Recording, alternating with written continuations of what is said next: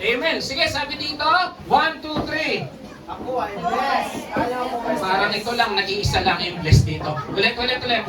Ako ay blessed. Ayaw ko blessed. Tingnan mo nga yung katabi mo, mukhang stress na eh. Naninilaw na. Ay, kumikintab na. Amen. Okay, 1, 2, 3. Amen. Naniniwala ba tayo dyan? Oo, no, meron mga hindi na nagising ngayon. Amen. So, purihin ng Panginoon, gising na gising ang katabi mo. Alam mo, yung katabi mo, no, tingnan mo ganyan yan, paganda ng paganda yan. Payaman ng payaman yan. Palusog ng palusog yan. Ayaw nila sabihin yun. Amen. Okay, so ang theme natin for this year is Great Revival. 4 na taon na po tayo and going stronger. Bakit? Hindi tayo kumikilos, kundi ang banal na spiritong kumikilos sa bulwagang ito. No? Nakikita ko, dami ng instrument. Baka next year, meron na second floor. Amen. O kaya meron na tayo pang next church dito, somewhere out there. No? Hindi natin alam. Hindi ito galing natin. It's only by the grace of our Lord. Okay, pero ano ba yung Great Revival? Amen, yun yung tema natin, no? Great Revival. Okay, so sa teksto ng Telehoia, sabi dito, a great revival refers to a period of significant, widespread, spiritual renewal, sabi dito. So, sa usapang malakihan, ito raw yung pagbabago ng buhay na napakaraming tao. Amen, usually, ang Great Revival daw, may 4 na karakteristik. Unang-una, salita ng Diyos. Pangalawa, yung salita ng Diyos, narinig ng tao, nagkaroon ng pagbabago, nagkaroon ng pagsisisi. Tapos, lumalaganap ang mabuting balita at tapos nagkakaroon ng empowerment sa isang malakihang konteksto. So, hindi lang dito sa buong lugar na ito, sa buong Tibagan. Ano? Pero, ngayon, tingnan natin ang Great Revival sa isang simpleng kataga. Kasi let's be personal today. Maging sa atin yung mensahe. Sabihin mo sa akin yung mensahe. Mahina, dito lang yata yung kanila yung mensahe. Kawawa naman kayo dyan. Yung hindi nagsalita, walang food mamaya. Tama, magsasalita lahat yan. Amen? Okay, meaning of Great Revival, simplify natin. An improvement above average or napakalaking? Sino rito gusto magbago ang buhay? Magsabi ng amen. Ay, maraming gusto magbago ang buhay. Amen. So, ibig sabihin ng Great Revival, napakalaking pagbabago sa buhay natin. Amen. Tanong mo yung katabi mo, gusto mo magbago ang buhay mo? Dito lang talaga may kausap ako, no? Tulog mo na rin dyan, ha? Amen. Okay. So, gusto natin ang pagbabago. Tandaan natin, no? Sabi sa teksto, 1 Peter 1:3, yung verse natin, sabi dito, He has given us a new birth. Kanina yung translation na binasa ni Sister Ezra, born again. So, ibig sabihin, nagsisimula raw ang napakalaking pagbabago nung mabuhay ang Panginoong Hesus, nagkaroon ng Great Revival. Bakit? Kasi dahil sa Panginoong Hesus. Hindi sa yaman, hindi sa talino, hindi sa posisyon, sa gobyerno, hindi sa sahod. Ang pagbabago nagmumula kay Jesus. So, hindi porke ganito ang buhay mo ngayon, hanggang dyan ka na lang. Hindi porke natapos mo grade 2 lang, ganyan ka na lang. Pag nasa kayo si Jesus, magugulat sila. Baka mas maganda ang buhay mo. Amen. So wala sa kinalalagyan, wala sa natapos, wala sa kinatitirikan ng bahay ang pagbabago. Ang pagbabago nasan? Sa ating Panginoong Jesus. Amen? So tingnan natin sa Tagalog para mas malinaw. Pasalamatan natin Diyos at Ama ng ating Panginoong Jesus. Bakit? Dahil sa laki ng habag niya sa atin. Bakit mo siya mahabag? Sa totoo lang naman, no? Tawag dito, no? Maging totoo tayo sa sarili natin, no? Sino ba tayo?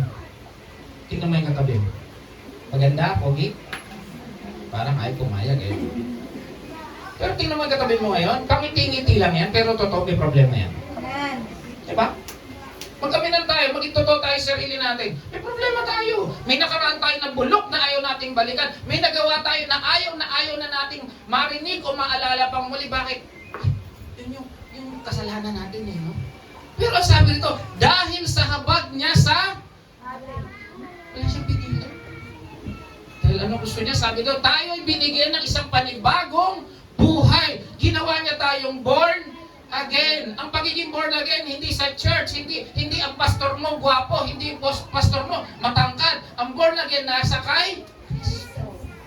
Yung pagbabago, sabi niya, sa pagkamatay, pagkabuhay ni Kristo, ito ang nagbigay sa atin ng isang buhay na pag-asa. Sabi ko nga kanina, ang pag-asa ng buhay, hindi sa lugar, Kung maputik ang lugar ng bahay mo, pinagpala ka, hindi. O kaya yung bahay mo, simentado, konkreto, mayroon kang tawag dito, may security guard, hindi ganoon. Pag nakatira ka sa Corinthians Garden, o kaya mayroon kang 4x4 na sakyan, yun yung may mga hope, no. At sabi dito, look at this please.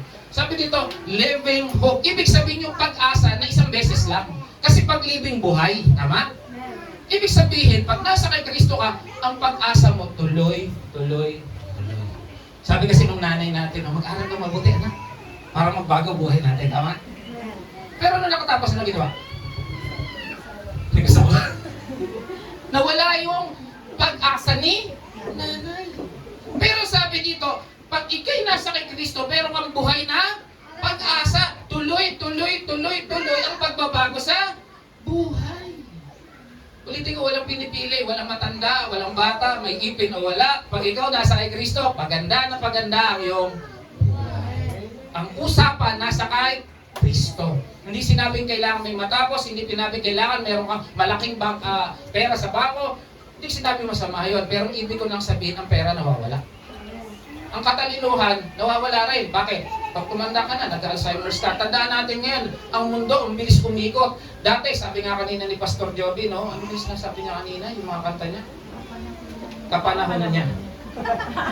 Hindi tayo, ha? Hindi tayo magsingit. Joke lang. Amen? Ang bilis magbago ng buhay. Pero dahil sa kabutihan ng Diyos, napansin niyo, no? 3 taon nagpandemya. Lahat pa tayo buhay na nun dito nung nagpandemya. Nagutom ba kayo? Tingnan mo yung katabi mo, nagutom yan. Bakit talaga pagkainan na nagtatawa ka? May ginutom ba ang Diyos dito ng 3 taong pandemya? Bakit? Ano ibig sabihin? Tapat ang Diyos sa buhay mo. Kalabitin mo yung katabi mo, sabihin mo, mahal na mahal ka ng Lord. Amen? Sabi dito, nagkaroon ka ng buhay na pag-asa. Tandaan natin, ito ang isang bagay na meron ang mananampalataya. Ano yung mananampalataya? Kasi may tumanggap kay Kristo. Ano raw? Yung sabi mo sa sarili mo, may pag-asa ako kay Kristo. May pag-asa ako kay Kristo. Bakit? Ba't sinabi yan? Kasi daw, we have a hope in Christ. Bakit? Ito nakakagulat, nabasa ko. Sabi dito sa Efeso 2:12, in those days, ibig sabihin doon tayo ay wala pang Kristo, you were living apart from Christ. So sabi nga, wala ka pang Jesus, manginginom ka pa, tawag dito, sa kung anong ginagawa mo hindi maganda, tapos ano ka pa, ABS. Alam niyo ABS? Alak, babae, sugal. Ay, hindi sila nakarelate. Pag babae, CBN. Chismosa, bungangera natin. Ay, mayroong nakarelate. Noon, ganun ka daw, wala ka pang Kristo. Sabi daw, you live in this world without God and without? Ibig sabihin mo pala, pag wala kang Kristo, wala kang pag-asa. Sabi ng Biblia, hindi ako. Kahit mayaman ka, kahit may tinapos ka, kahit may posisyon ka, akala mo lang may pag-asa ka, kapatid. Pero pag wala kang Kristo, wala kang pag-asa. Bakit? Impyerno punta mo. Wala sa ganda ng buhay, ganda ng bahay, ganda ng sasakyan. Ang pinag-uusapan kung may Kristo ka sa buhay. Amen? O tignan natin, ha? Nung wala ka pang Kristo, apart from Christ, without hope, ini-emphasize ko to. Bakit? Kasi ito yung isang bagay na meron ang isang mga Kristiyano, yung pag-asa. Ibig sabihin nun, hindi ka hanggang dyan lang sa kinaupuan mo ngayon. Yung estado ng buhay mo ngayon. Pag ikaw nasa kay Kristo, pabago ng pabago, paganda ng paganda ang buhay mo kay Kristo. Amen? Palampakan nga natin ang ating Panginoon. Ano sabi sa 1 Peter, pag may Kristo, sa pamamagitan ng muling pagkabuhay ni Kristo, ito ang nagbigay sa atin ng isang buhay na I'll give you an example. Itong church na to. Nakita nyo kanina, no? As presented by Sister Gina. Wala to dati eh. Naalala ko, nag-meeting kami. Talagang we're pushing Pastor Joby and Sister Gina na magkaroon nga ng gawain doon sa dating lugar nila. But unfortunately, sabi nga, pag hindi will ng Lord, di talaga will ng Lord. Tapos, nung nalipat sila dito, yun, nalaman ko yung kwento na dito sila napunta, talagang wala palang bahay ng tubig dito, no? Tsaka kuryente. Kasi wala eh. Amen? We prayed. Talaga naalala ko, sana nga may picture kami. We prayed. Tapos sinabi namin, magkano ba kailangan natin? Sabi kasi ni Pastor Joby, meron daw lugar. Naalala ko yan may lugar. Tapos sabi niya, pwede tayo magkaroon ng church. Sabi niya, pero may nagbibihis na raw sa ilalim ng puno ng mangga. Naalala ko yun Tapos, we pray. Tapos pinenta namin. Ewan ko magkano pinaglalagay nating value ron. Ito para sa materials, ito para sa ganito. May kwenta yun So sabi namin, may tinotal, hindi ko maalala yung total, 20, 30,000, parang ganon. Then nilihans namin yun. Ako, si Pastor Joby, si Sir Gina, si Pastor Rolino. Nilihans namin yun. Lord, ito po yung kailangan namin. Totoo to. Alam nyo, 4 na taon na tayo ngayon dito. Amen? Ang galing. Kaya talaga makikita mo ang Diyos kumikilos Alam mo, buhay ang Diyos Pero na bang pinabayaan ng Diyos dito? Sabi ko nga sa iyo, itsura ng kapatid mo, bukas mo kaluwang, mas maganda, mas baba pa dyan. Amen. Baka yung bank account dyan mas marami. At hindi lang yon, malakas ang ginagamit ng Lord yan. Amen. Baka next year, meron ng organ dito. At saka may nagtatamburi na. Si Pastor Joby nagtatamburi na. Kaming dalawa. Amen. So, nagbabago ang buhay pag may Kristo sa buhay. Tandaan natin yan. Amen. Okay, nagkakaroon ng revival dahil meron tayong pag-asa. Dahil kay Jesus. Mga kapatid, lagi nyo maririnig sa akin yan. Jesus, Jesus, Jesus. Kasi wala naman tayo tinataas dito, kundi si Kristo lang Amen? Basahin mong Biblia from cover to cover, isa lang ang pinapahayag dyan, si Jesus lang. Amen? At kung merong pastor na magtuturo tungkol sa ibang bagay, huwag niyong paniwalaan dahil ang sentro ng Biblia, si Jesus. And His love, His grace, and mercy toward us. Amen? Si Jesus ang sentro, si Jesus ang bida sa siya alam makapangyarihan sa lahat. Hindi lang makapangyarihan, siya yung namatay para sa atin. Amen? Kaya tayo biyahing langit. Sino biyahing langit? Magsabi ng amen. Amen. Biyahing langit tayo lahat, pero hindi tayo nagmamadali. Okay? Para sigurado lang. Amen? Merong kwento rito. Sabi nun, nag-uusap-usap yung mga elemento. Sabi niya, sino ba yung makapangyarihan sa akin? Sa kanila daw. Sabi nung apoy, ako pinakamakapangyarihan kasi pag ako umapoy, tutok lahat. Ngayon, ang sabi nung tubig, binuhusan yung apoy. Patay. Sabi niya, ako nang mas makapangyarihan kasi kaya kong patayin yung apoy. Ngayon, nakita nung araw, di basang-basa. Mamaya araw yun Natuyo yung tubig. Sabi nung araw, ako na mas pinakamakapangyarihan sa inyo. Ngayon, nakita nung ulap, tinakpan yung araw. Pag may takip ng ulap yung araw, mainit pa ba? Hindi na. So, nawala yung kapangyarihan ng araw. Sino na makapangyarihan? Yung ulap. Narinig nung hangin. Hinipan yung ulap. Hinipan yung ulap. Tanggal yung ulap, lalo naman, sabi niyo, sino mas makapangyarihan sa akin? Sa atin, sabi nung hangin, ako na, pinakamakapangyarihan. Tapos, nakita nung bundok, bagsak siya sa bundok, bumangga siya. Napansin niyo, pag malakas yung bagyo, bumabangga sa Sierra Madre, humihina. Di ba, sabi gano'n? So, ibig sabihin, sabi nung bundok, ako na, pinakamakapangyarihan. Kaso dumating ang tao, pinatag yung bundok. Sabi ng tao, ano kayo? Ako pinakapangyarihan. Yung tao, eto na. Namatay yung tao.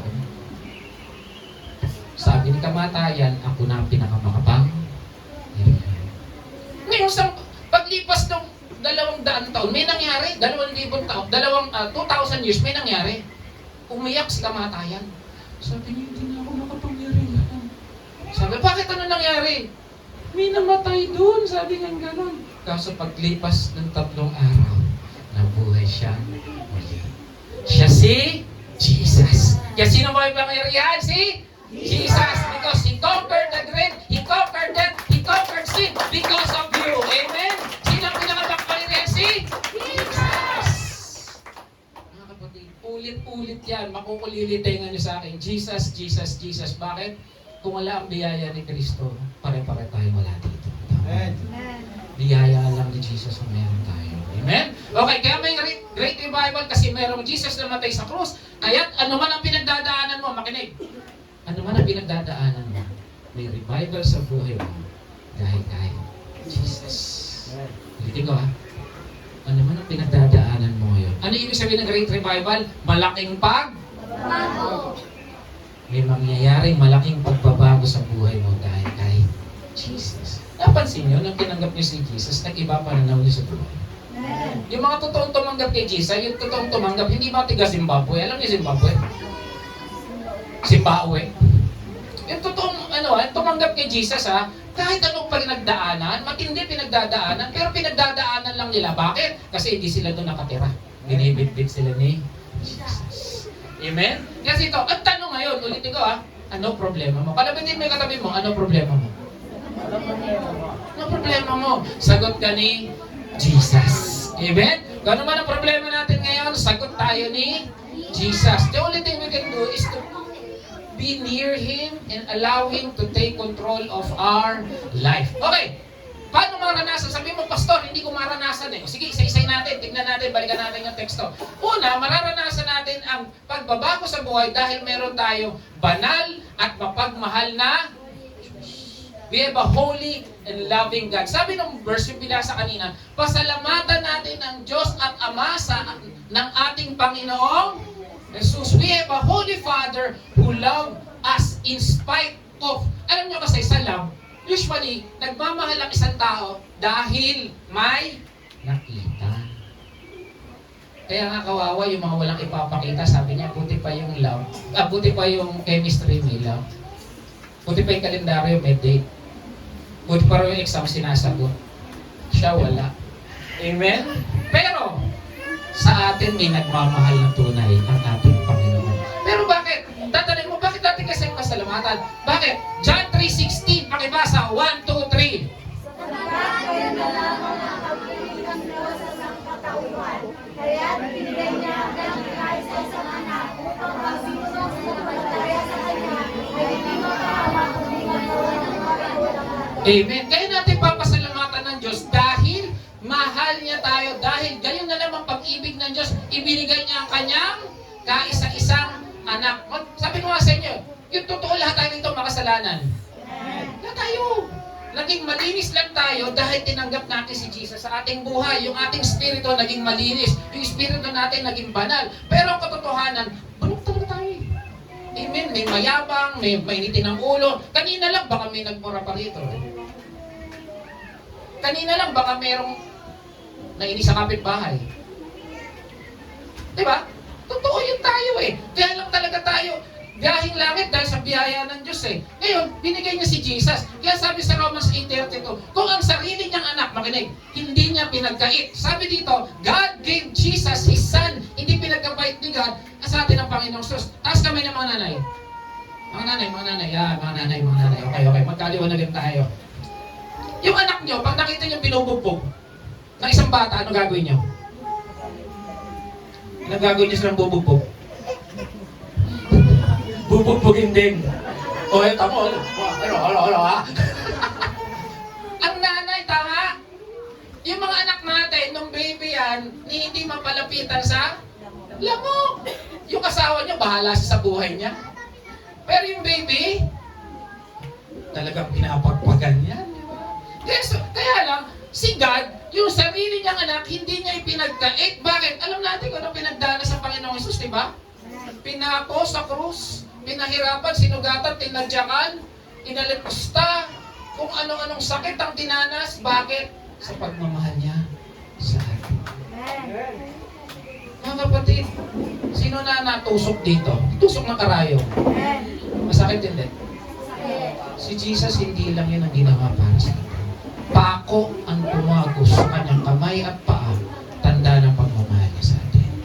Amen. Kaya huwag natin kakalimutan, hindi niya pinagkait ang sarili niya, sa halip binigay niya sa atin lahat, hindi kaya niya ibibigay ng mas masagana sa atin ang lahat ng bagay. Ulitin ko, kung si Jesus binigay ng Diyos, tingin mo hindi niya kayang ibigay yung kasagutan sa problema mo ngayon. Ulitin ko. Si Jesus binigay ng Diyos. Sa tingin mo ba, hindi niya kayang sagutin yung problema mo? Parang walang gustong masagot ang problema rito. Kung si Jesus hindi niya pinagkait, sa tingin mo, hindi niya kayang gawin na mabayaran ang utang mo? Praise God, walang may utang dito. Kung si Jesus hindi niya pinagkait, sa tingin mo hindi kaya niyang pagalingin yung sakit o karamdaman sa pamilya niya? Kung si Jesus hindi niya pinagkait, sa tingin mo hindi niya kayang ayusin yung relasyon mo sa mister mo kung kanino man? Kaya. Amen? Kaya nga sabi natin, no, hindi, sabi dito ang linaw, hindi kaya niya ibibigay ng masagana pa, pag sa masagana, siksik, liglig at umaapaw. Sa atin ang lahat ng Amen? At tanong, ulitin ko, anong kailangan? Kalabitin mo yung karami mo, sabi mo, anong kailangan mo? Sabi mo, sagot ka ni Jesus. Amen. May pag-asa ang buhay mo dahil may Diyos na nagmamahal sa iyo. Huwag mong pansinin yung pagmamahal ng asawa mo. Hindi ko sinabi huwag magmahalan o kung sino man tao sinabi mahal ka niya. Ang isipin mo, may Diyos na nagmamahal sa iyo. Amen? Kalabitin mo, katabi mo, mahal na mahal ka ni Lord. Amen? Pangalawa, una, kaya may pagbabago sa ating buhay kasi mayroong Diyos na nagmamahal sa atin. Pangalawa, ang kailangan natin ito, no, para maramdaman natin yung pagbabago, sundin ang Diyos, tanggapin si Kristo. Sino yung mga tumanggap na sa Panginoon Jesus? Taas kamay. Tumanggap na. Okay. Sumunod tayo, tinanggap natin si Jesus. Ito yung katotohanan. No? Sabi kanina, for God so loved the world, sabi ito, mahal ng Diyos ang sanlibutan. Pero, lahat ng tao mahal ng Diyos, pero hindi lahat ligtas. Naniniwala kayo dyan? Lahat ng tao mahal ng Diyos, pero hindi lahat biyaheng langit. Alam niyo kung sino lang biyaheng langit? Tingnan natin ha. Ang biyaheng langit lang, sabi sa 1 Peter, yung binigyan ng panibagong buhay sa pamamagitan ni Jesus. Ang makakaranas lang ng pagbabago sa buhay, yung may Kristo sa Amen? Everything starts with Jesus. Jesus. Amen? John 14:6, sumagot si Jesus. Ang sabi, pakibasa, 1, 2, 3. Ako ang daan ng katotohanan at ang buhay. Walang makakatibas sa mga kundi sa pamamagitan ko. Amen? Linaw, no? Mahal ng Diyos ang lahat, pero hindi lahat ligtas. Ang maliligtas lang sino yung may Jesus. Kasi sabi niya, ako ang daan, katotohanan at ang buhay. Huwag kang tumaan kung saan-saan, kapatid. Dapat si Jesus ang nasa iyong. Hindi talino, hindi ibang tao, hindi panalo sa loto ang makakapagbago ng buhay mo. Tanging si Kristo. Hindi ko sinasabing huwag mag-aral, hindi ko sinasabing huwag kang lumapit kung kanino man. Ang sinasabi ko lang, ang totoong pagbabago sa buhay mo kung may Kristo ka.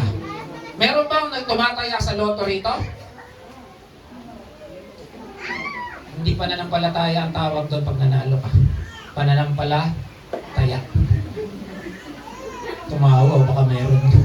Amen? Tandaan ang pagbabago ng buhay kay Kristo lang. Ano sabi sa John 1:12? Subalit ang lahat ng tumanggap at sumampalataya sa Kanya, sino Kanya? Si Jesus, ay binigyan niya ng makarapatang maging anak ng Diyos. Ulitin ko, ang maliligtas lang yung tumanggap kay Jesus, sila lang yung magiging mga anak ng Diyos. At pag anak ka ng Diyos, si Jesus ang bahala sa iyo. Amen? Sabi sa Romans 8:38, sapagkat natiti ako, walang makakapaghiwalay sa atin sa Kanyang pag-ibig. Walang pwedeng maghiwalay, kapatid, sa pagmamahal ni Jesus sa iyo. Kahit na ano pang nakaraan mo, kahit bulok po ang pagkatao mo, kahit wala kang tinapos, kahit yung bahay mo pinuputik, hindi pwedeng walang pagmamahal ni Kristo sa iyo. Amen? Kahit sabihin mo wala kang bagong damit, kahit sabihin mo ngayon may pinagdadaanan ka, walang makakapaghiwalay sa iyo sa pag-ibig sa atin ng Diyos. Dahil mahal na mahal ka niya. Ang Diyos hindi tumitingin sa panlabas na ating kaanyuan, tumitingin ang Diyos sa ating puso. Puso ang usapan dito, mga kapatid. Amen? Kaya kanina, nung tayo ay tumanta, kung yun galing sa ating puso, tuwan-tuwa ang Diyos. Nagtuwan-tuwa sa atin ng Diyos. At ngayon nagaganap sa atin ng Diyos dahil tayo ay dito at sama-sama.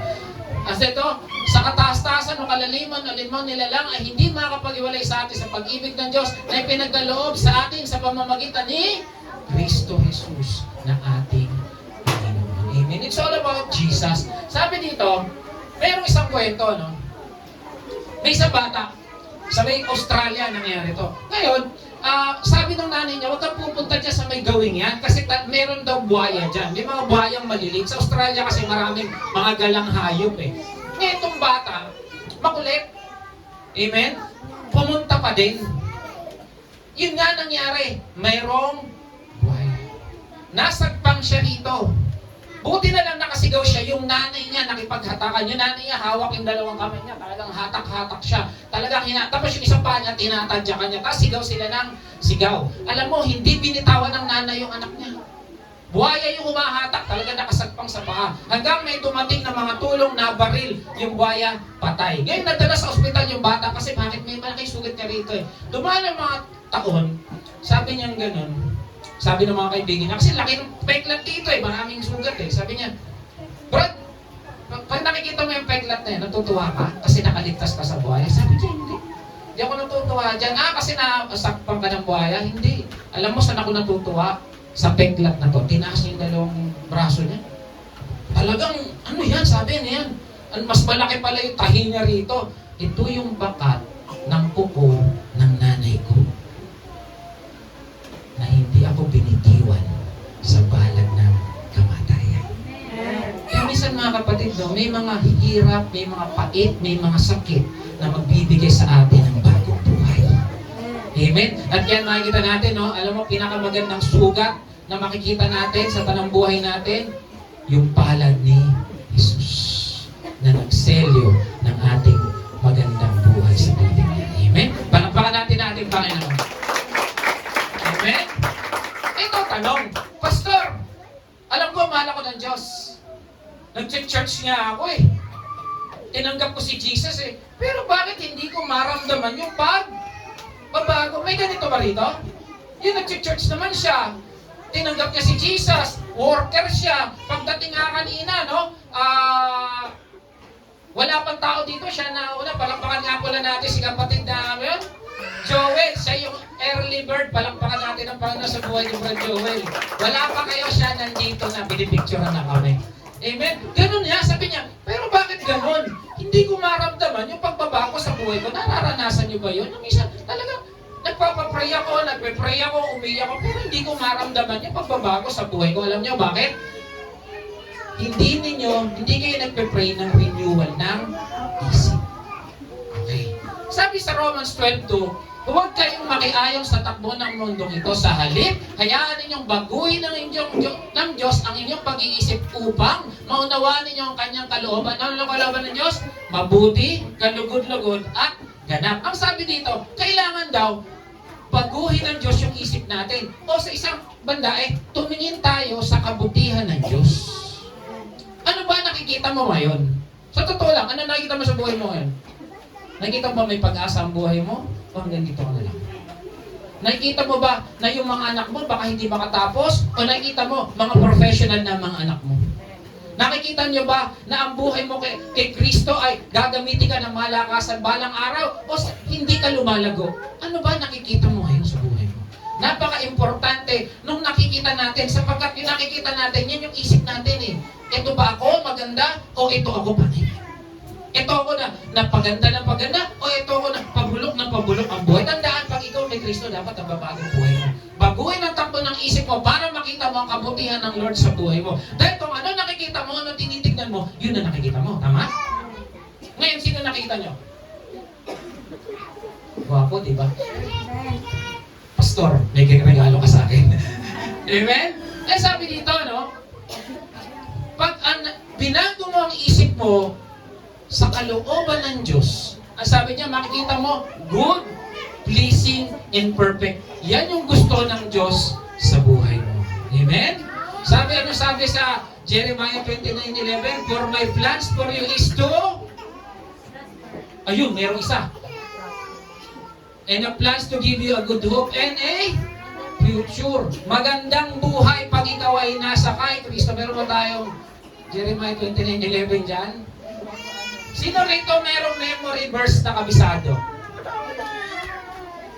Meron.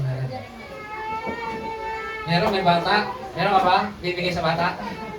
Isa lang, anong memory verse na alam mo, anak? Punta ka dito. Tingnan ko nga kung may memory verse na. May memory ba sila rito? Oh, matapang pong batang to. Amen, praise.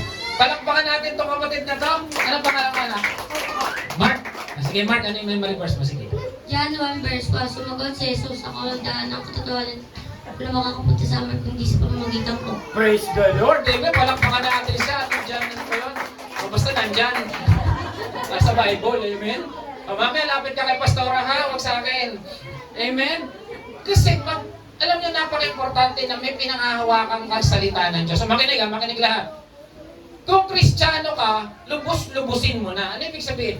Kasi kung hindi mo ilalahatin yung buhay mo, isusubo yung buhay mo sa pagiging Kristiyano mo, walang Kristiyanong nasa gitna. Makinig ha? Walang Kristiyanong nasa gitna. Kristiyano ka pag linggo. Pag Monday to Saturday, bahala ako sa buhay ko. Gagawin ko yung gusto ko, maiinis ako, magagalit ako, pero pagdating ng Sunday, praise the Lord, hallelujah ako. Walang ganun. Kung Kristiyano ka, isang linggo, Kristiyano ka, 24 oras. Kasi, walang ganun. Sayang. Ngayon kung linggo ka ng Kristiyano, huwag ka na mag-church. Ulitin ko ha, makinig ha. Magalit sa akin si Pastor John. Kung Sunday ka lang Kristiyano, huwag ka nang mag-church. Niloloko mo lang ang sarili mo. Kung Sunday ka lang nandito, ang ganda-ganda ng bihis mo, talagang nagme-makeup ka pa, pag kumakanta, umiiyak ka pa, yes, amen, praise the Lord, hallelujah, pag uwi, ano ba naman mga bata kayo? Di ka nilinis bahay?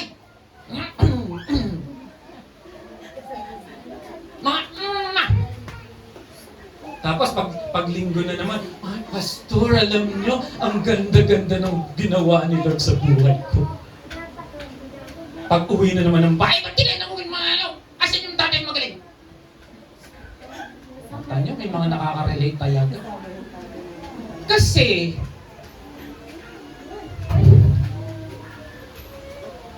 kung Sunday ka lang, Chris, di nga lang Sunday, na 2 oras lang, Pastor, na yung service. 2 oras ka lang Kristiyano, sayang, lubos-lubusin mo na, manood ka na sine. O kaya manood ka probinsyano, di ba natatapos siya tayo? Kaya manood ka K-drama, lubos-lubusin mo na. Sayang. Alam niyo, nawawala sa inyo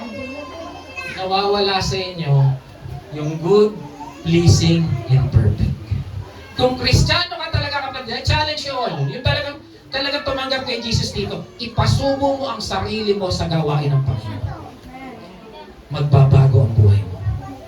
Balikan niyo ako pag hindi nangyari yun. Na talagang, mula ngayon, Lord, sa'yo ko. 24 oras. Pag walang nangyari sa buhay niyo, paglipas ng mga ilang buwan, balikan niyo si Pastor Joby. Proven and tested dyan. Makikita niyo, inaayos ni Lord ang buhay mo papagunan. Amen? Dahil ang sabi niya, do not copy the behavior and customs of this world, but let God transform me into a new person. Makikita mo talagang binago ka ng Diyos. Dati mura ka ng mura. Ngayon, mapagmahal ka na. Dati kung ano-ano ginagawa mo, ito, noong luma ka, magagalating ka. Ngayon, pasensyosa ka na.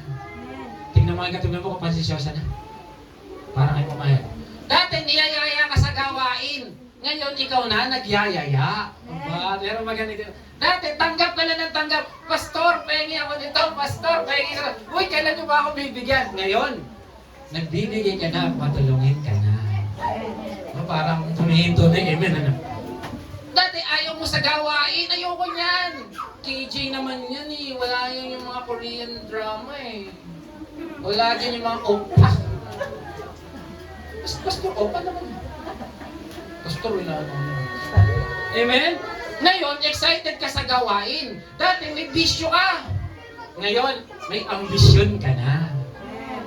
Dati, inuuna mo sarili at dapper gods. Ngayon, inuuna ang Diyos at pamilya. Ngayon ang tanong, ano gusto mo? Luma o bago? Bago. Amen. Dapat baguhin natin ang takbo ng isip natin. Huwag yung mentalidad na mahirap. Huwag yung mentalidad na hanggang dito na lang ako. Meron nga yung isa, sabi nila, yung totoo to ha, hindi daw dapat pinauutang ang mga unano. Sabi nila, alam niyo bakit? Lagi siyang short. Wala nakaroon. Gutom na, gutom na. Alam mo, pag mentalidad mo mahirap ganito. Nanay, gusto ko mag-doktor. Mahirap lang tayo, anak. Hindi nanay, gusto ko mag-doktor talaga eh. Hindi nga natin kaya, mahirap lang tayo. Na, gusto ko talaga sa ospital. O sige, magpasyente ka na lang. Wala talaga. Wala. Ito, kung gusto mo ng pagbabago, tandaan mo 3 M. Okay, para madali. Ano una ngayon? Manalangin. Lahat ng nananalangin kay Lord, magsabi ng amen. Malakas. Okay, magbago. Lahat na nagbabago talaga, magsabi ng amen. Ba, malakas pa rin ah. Okay. Lahat na nagtitiwala sa Diyos, magsabi ng amen. Amen. I hope and I pray totoo yan. Dahil pag ginawa mo yan, magbabago po yan. May revival sa... Ang tanong, kaya mo ba? Manalangin, magtiwala sa Diyos? Kaya ba? Amen. Dahil sabi na nga sa Biblia, Philippians 4:30, pakibasa. 1, 2, 3. Ang lahat ng ito ay magagawa ko dahil sa kanan ng Lord sa aking Kristo. Kaya ba? Kaya. Bakit? Nasa atin ang Panginoon. Di ba sabi nga rito, kaya mo ang pagbabago dahil sa biyaya ni Kristo. Kaya kang baguhin ng Diyos. Walang problema hindi niya kayang solusyonan. Walang utang na hindi niya kayang bayaran. Walang sakit na hindi niya kayang baguhin, pagalingin. Walang sitwasyon na hindi niya kayang ayusin. Amen? Si Lord yan eh. Si Lord yan. Sabi mo sa sarili mo, walang imposible sa Diyos. Walang imposible sa Diyos. At ayaw ng Lord, nakikita kang talunan. Ikaw ba gusto makita talunan ng buhay mo? Ang gusto ng buhay mo, paganda ng paganda, pabago ng pabago, paayos ng paayos. Amen. Yun ang gusto ng Diyos sa buhay. Merong isang atheist, alam niyo yung atheist, ito yung mga tao na hindi naniniwala sa Diyos. Okay, oras pa, konti pa. Merong isang pangalan niya si Tom. Anong pangalan niya? Si Tom hindi naniniwala sa Diyos. Kaya nasa isang kolehiyo siya. Ngayon sa kolehiyo may tinatawag na elective subjects.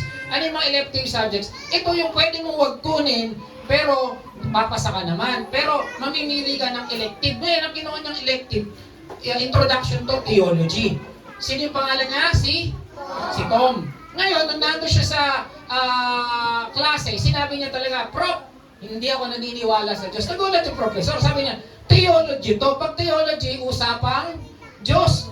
Sabi niya, kasi nga, sabi niya, gusto ko sabihin sa inyo na wala talagang Diyos. Sabi ng pastor, professor, nako, sakit ng ulo ko tong batang to. So, yun daw, kaya siya pumasok doon para patunayan sa mga klase niya, tsaka doon sa professor na walang Diyos. Ngayon, nakakapasa yung bata. Bakit? Sa quiz, wapasa siya sa exam. Kaya lang sa sarili niya, ayaw niyang tanggapin yung tinuturo. Hanggang na matatapos na yung kurso. Natapos na, pumasa siya. Ngayon, parang nagbabago naman siya. Ay, tinanong niya yung professor, Prof, makikita ko ba talaga ang Diyos? Alam niyo sagot ng professor? Hindi mo siya makikita. Nagulat si Tom. Alam ko ba pa? Maka-Diyos pag ganito sagot. Alam mo bakit hindi mo siya makikita? Kasi ikaw ang hahanapin niya. Paglipas ng maraming taon, bumalik si Tom. Bumalik siya sa professor niya sa theology. Sir, sabi niya, sino ka? Ako po si Tom. Kasi si Tom payat. Pumayat, dati ka nakataon. Tapos nakalbo na. Ano nangyari sa'yo? Sabi nga, Sir, may cancer ako. Pero alam mo, Sir, ang saya-saya ko. Sabi niya, tama ka. Sabi niya, totoo pala si Jesus. At alam mo, tama yung sinabi mo. Pumunta ako rito kasi malapit na ako umuwi sa kanya. Pero pumalik ako sa'yo para sabihin sa'yo na tama yung sinabi mo. Nakahanapin ako ng Diyos. Alam niyo, kailan niya ako nakita? Nung may sakit ako, nalaman ko mamamatay na ako. Pinakalma niya ako at ang sabi niya sa akin, ako ang bahala sa iyo. Mga kapatid, kahit anong nakaraan mo, hindi ko, kahit bulong ka pa, kakatagpuin ka ng Diyos sa buhay. Kasi bakit? Namatay siya para sa iyo at hindi siya papayag na makita kang talunan sa buhay. Amen? Kaya kalabit, sabihin mo sa sarili mo, mahal na mahal na mahal mo ng Diyos. 1, 2, 3. Mahal na mahal na mahal na mahal ng Diyos. Galing ah. Talaga mahal ka ng Diyos. Tignan ka, 1, 2, 3. Mahal na mahal na mahal ako ng Diyos. Yan, dapat yan yung meron tayo. Huwag nating... Kumanta ka nga sa church eh. Ay, gano'n. May tumas. Ganun ba kayo dito? Ay, hindi, sa kabilang church pa rin. Sa kabilang church. Okay, so last na. May revival kasi bakit? Merong meron kayong empowerment. Alam niyo, ang Kristiyano, hindi pwedeng talunan. Ulit-ulitin nga kasi may pag-asa nga tayo. Ayun, sabi dito, may good news. Merong helper na binigay ang Diyos sa atin. Sino yon? Ang banal na Spirit. Sabi dito, nung si Jesus pabalik na ng langit, sabi niya, but the helper, the Holy Spirit, whom the Father will send in my name, will teach and remind you. Ibig sabihin pala ganito. Sino nagkasala rito? Totoo. Lahat mo. Pero nung nagawa mo yung kasalanan, bumigat yung dibdib. Mabigat? Ba? Masakit? Kasi bakit? Pinapaalala sa iyo ng Holy Spirit, mali yung ginawa. Sino dito yung gusto mong minsang magmura o awayin yung kung sino man, pero may pumipigil sa'yo? Nararanasan ninyo yun? Yun yung Holy Spirit. Ayaw ng Holy Spirit na malubog tayo. Ang gusto ng Holy Spirit, umibabaw tayo. Yun yung trabaho niya. Kaya mga kapatid, alam nyo, napakapalad talaga ng Kristiyano eh. Nakakaawa yung mga tao, hindi nila alam na kung meron ng isang Kristiyano. Amen? Napakapalad natin. Pero kung meron tayong banal na Espiritu. Sabi sa Acts 1:4-5, huwag muna kayong aalis sa Jerusalem, sabi ng Panginoon. Kasi yung mga disciples gusto nang humayo. Kasi ang utos ng Panginoong Jesus, go and make disciples. Sabi niya gano'n. Kaya sabi niya, huwag muna kayong umalis dyan, steady lang kayo. Sabi niya, huwag muna kayong umalis sa Jerusalem. Sa halip, intayin ninyo ang pinangako na Ama na sinasabi ko sa iyo. Sino yan? Ang Holy Spirit. Bakit? Ano sabi sa Acts 1:8? Tatanggap kayo ng kapangyarihan. Napansin ninyo ngayon, nung dati mahihain kayo. Yung mga kumakanta rito pero ngayon hindi na. Nabalik. Bakit? Kasi may Holy Spirit. Mga kapatid, hindi ko kaya kung ginagawa. Sa totoo lang, mahihain din ako nun eh. Pero dahil sa Holy Spirit, kaya ko magsalita. The Holy Spirit will give us power. Ngayon ang tanong, nasaan ba yung Holy Spirit na yan? Ay sabi dito, so that you will abound in hope. Ulitin ko mga kapatid, by the power of the Holy Spirit, ibig sabihin pala, trabaho ng banal na Espiritu na bigyan ka ng pag-asa. Kaya mga kapatid ko, ang tingin mo sa buhay mo bulok, walang kwenta, walang pagbabago, baka wala banal na Espiritu sa'yo. Pero kung nakikita mo buhay mo, pabago ng pabago, paganda ng paganda, paayos ng paayos, andun ang banal na Espiritu sa buhay mo. Amen. Hindi mo tinitignan yung paligid mo, hindi mo tinitignan kung anong estado ng lugar na ito. Ang tinitignan mo, may Kristo sa puso. Amen. Pero alam niyo sa totoo lang, no? Sa buong mundo, let's be, realistic. Akala natin, mahirap na tayo. Mayaman ang mga Pilipino. Mapalad ang mga Pilipino. Mas lalo ang mga Kristiyano. Kung titignan nyo sa India, sa Bangladesh, alam nyo yung hangin nila. Nagbibigay ng sobrang polusyon, nagkakasakit sila. Totoo to. Yung iba nga, yung mas na may oxygen na. Yung iba naman, tinitira sila sa ilog na doon na rin yung pupok nila. Tapos, doon din nila kinukuha yung iniinom nila. Sa Africa, sa Ghana. Wala silang choice. Kaya nakakawalang Ghana. Hindi, pero Ghana talaga nila. Yung iba naman, meron isang lugar, nakalimutan ko sa Africa, bagsakan ng mga electronics na mga sira, mga TV, radyo. Alam niyo, sinusunog nila yon, naaamoy nila, nagkakasakit sila, namamatay sila. Pero wala sila, mahalaga, makuha nila yung tanso. Tayo, mamaya, kakain pa nga eh. Tingnan mo yung katabi mo, kumakain talaga yun. Talagang natatawa sila pagkainan nila. Samantalang sila ron walang makain. Alam niyo, minimum na sahod sa Bangladesh, kulang-kulang 300 pesos. Alam niyo, trabaho nila, maghatak ng barko. Totoo. Kasi yung mga barko na sinisira na doon, mano-mano. Grabe, maawa kayo. Try nyo i-research. Kaya alam niyo, tayo, mapalad ang mga Kristiyano. Dito, sariwa hangin. Diba? Problema nyo lang dito, ma'am, baka may sipon. Pero sipon lang yun. Hindi ka mamakamatay ito. Kaya mapalad ka. Sabi mo sarili mo, mapalad ako. Mapalad ako. May Kristo ako sa buhay. May Kristo ako sa buhay. Amen. Kaya kung minsan nang hihina ka, sabi mo, wala nang kwenta ang buhay ko, wala nang pagbabago ang buhay ko, mali ka, kapatid.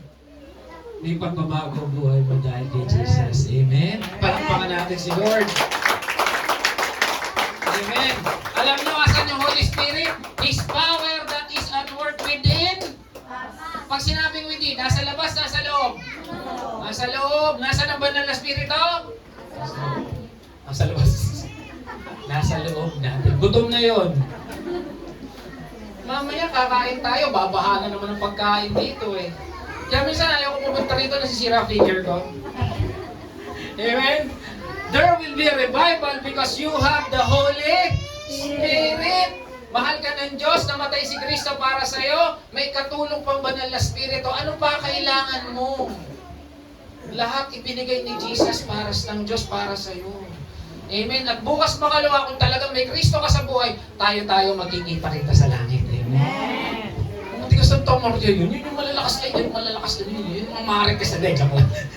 Amen? Magkikita kita tayo, balang na sa biyaya ng Diyos. Amen? Okay, tapos na tayo summary. Bakit may revival sa buhay? Dahil merong holy and loving God. Pangalawa, because dahil merong sumusunod tayo, tinanggap natin ang ating Panginoong Jesus. Sino tumanggap sa Panginoong Jesus? Magsabi ng Amen.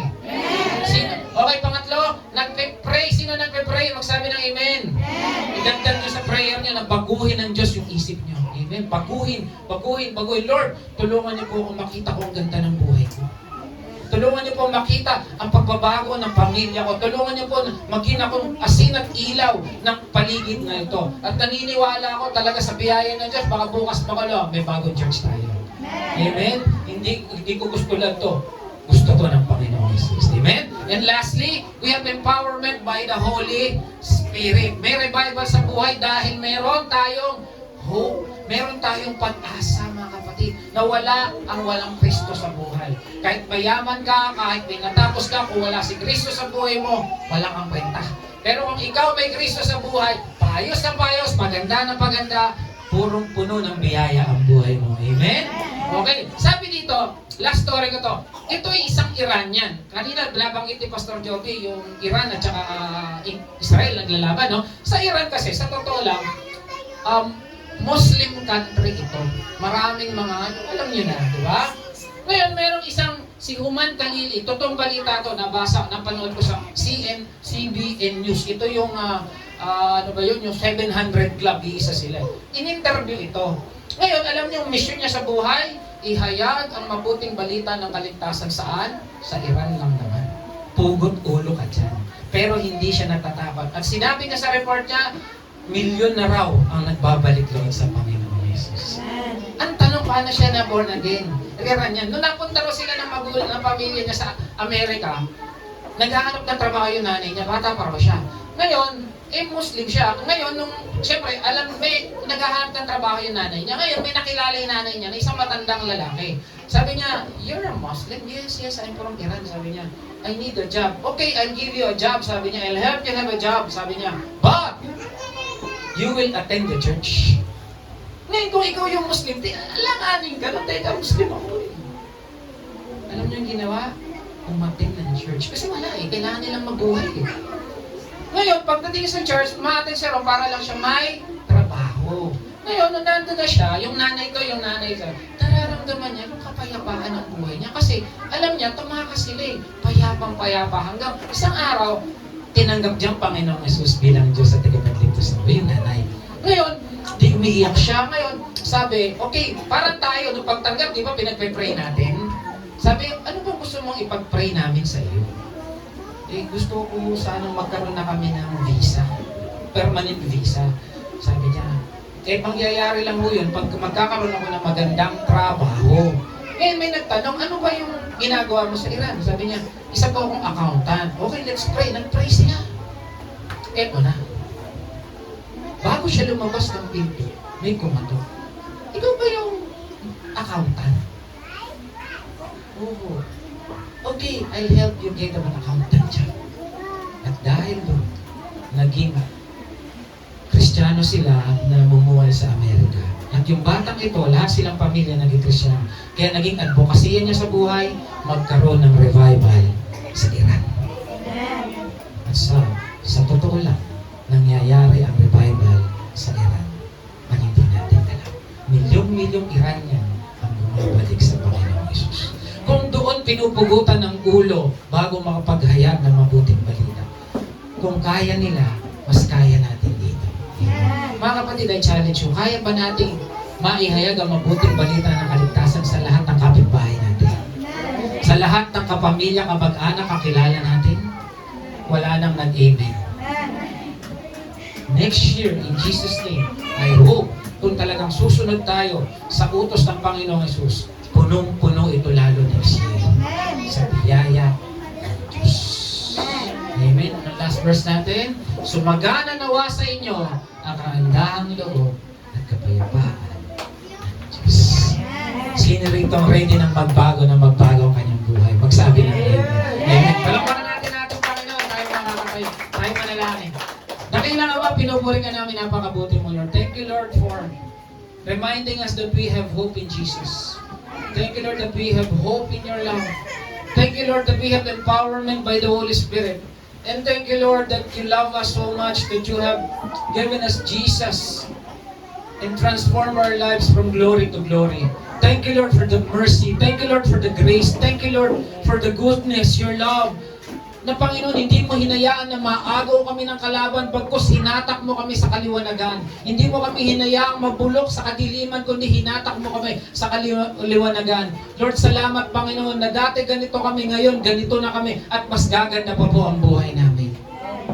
Thank you, Jesus. Thank you, Jesus. And Lord, excited na kami sa gagawin niyo po sa buhay namin. Sa mga merong kakulangan sa pananalapi, in Jesus' name, sabi niya, ipoprovide niya lahat ng kailangan mo. Sa mga may karamdaman, sabi niya, pinagaling na kita sa mga latay ko. Sa mga may kaguluhan sa buhay na sabi ng Panginoon, ako ang kapayapaan ko. At kapatid, kung ikaw ang may problema ngayon sa lapi, karamdaman, problema sa buhay, taas mo yung kamay mo. Kapatid, kung ikaw yung may problema sa salapi, karamdaman, problema, ano namang problema ngayon? Gusto makita ng Panginoong Yesus ang kamay mo na tanda ng pananampalataya na, Lord, hindi ko kaya ang buhay ko. Gusto ko, tulungan mo. Kapatid, kung ikaw yon na may pinagdadaanan mo yun, taas mo ang kamay mo. As this is a sign of faith na pinapakita mo ng Lord, hindi ko po kaya. Gusto ko maramdaman yung revival sa buhay mo. Kapatid, kung ikaw na gusto mo ng pagbabago sa buhay mo, taas mo ang kamay mo ngayon. Na nagpapakita ng Lord, gusto ko ng revival sa buhay ko. Gusto ko ng pagbabago sa buhay namin mag-asawa. Gusto ko ng pagbabago sa buhay namin pamilya. Gusto ko ng pagbabago sa komunidad namin. At kung sino, kung ikaw na gusto mong gamitin ka ng malakasan ng Diyos sa lugar na ito, kung saan man, taas mo kamay mo. Na gusto mong magkaroon ng revival for you to be a catalyst of change, to be the salt and light of this world. I want you to raise your hand. Panginoon, sa lahat na nagtaas ng kamay, alam ko po, isa lang ang kailangan nila. Ikaw, O Diyos. And Lord, I pray, simula sa oras na to, maramdaman nila yung pagbabago. Maramdaman nila yung pinansyal na pagbabago. Maramdaman nila yung kalusugan sa buhay nila at ng kanilang pamilya. Maramdaman nila yung kapayapaan na hindi nila nararamdaman noon pa. At Lord, I pray, there will be a revival in this place in Jesus' name. In Jesus' name. In Jesus' name. And you will use each and every one as a channel of blessing in this place. In Jesus' name. In Jesus' name. Kaya kung ikaw yan, kapatid, pumalakpak ka at magsabi na, Amen!